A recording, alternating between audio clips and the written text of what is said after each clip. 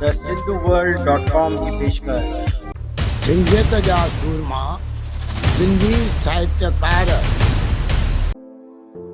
पंहिंजी सिक ऐं निवड़त भरी हलत वारे हदिल अजीज़ हरी हिमथाणी साहिब खे 2002 में संदन नंढनि कहाणियुनि जे किताब उॾामंदड़ अरमान लाइ सिंधी भाषा जे साहित्य अकादमी अवार्ड सां नवाज़ियो वियो।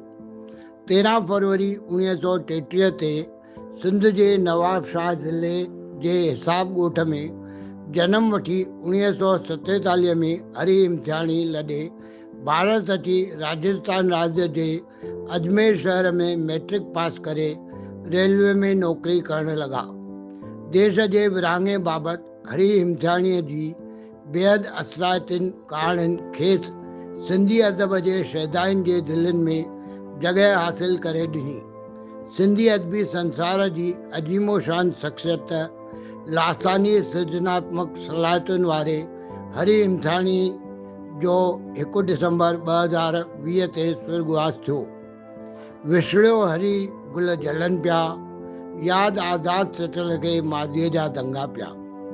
प्यार रोई ॾिनो अभागण खे बंधन ऐं उॾामंदड़ अरमान नसीब थिया। गुल जलन पिया, याद माज़ीअ जा दंगा, प्यार रोई ॾिनो अभागण बंधन उॾामंदड़ अरमान, इहे हिन बेमिसाल अखरी फ़नकार जे लिखियल चूंड किताबनि जा उनवान आहिनि। सिंधियत सुहिणी रहे। वधीक जानकारीअ लाइ द सिंधुवर्ल्ड.com। मां SP सर, गांधीनगर, कोल्हापुर।